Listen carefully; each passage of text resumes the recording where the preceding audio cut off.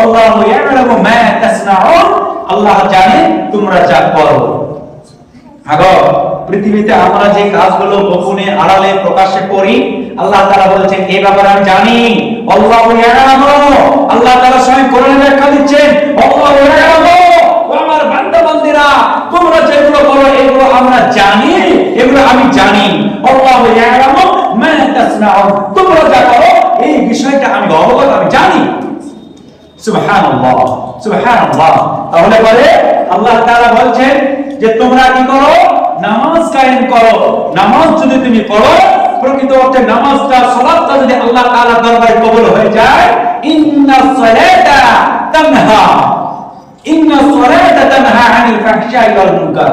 যদি তুমি প্রকৃত অর্থে নামাজ পড়ো, আর এই নামাজটা যদি তোমার আল্লাহ তাআলার দরবারে তোমার এই নামাজটা কবুল হয়ে যায়, তাহলে এই নামাজ পড়া ব্যক্তি, যে ব্যক্তি 5 ওয়াক্তের সালাত বা নামাজ আদায় করবে, এর দ্বারা কখনো চুরি হতে পারে না, এর দ্বারা কখনো ব্যভিচার হতে পারে না, এর দ্বারা কখনো মিথ্যা কথা হতে পারে না, এর দ্বারা কখনো হারাম খাবার আসতে পারে না, এর দ্বারা সুদের আপনার কারবার হতে পারে না, এর দ্বারা সমাজে কোরআন হাদিসের বিরোধী কাজ হতে পারে না। যদি হয় আল্লাহ তাআলা বলছেন স্পষ্ট ভাবে হবে না।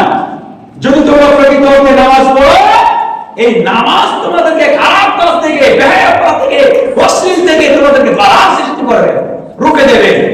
যদি আপনি নামাজে পড়েন চুরিয়ে করেন, নামাজে পড়েন ডাকাতিয়া করেন, নামাজে করেন কথায় করেন মিথ্যা কথা বলেন, নামাজ করেন চুরি করেন, নামাজ করেন মানুষের গিবত করেন, নামাজ করেন খারাপ কাজ করে বেড়ান, তাহলে জানতে হবে নামাজ আপনি পড়ছেন বটে, এই নামাজ আল্লাহর দরবারে কবুল হচ্ছে। এটা ভেবে নিতে হবে।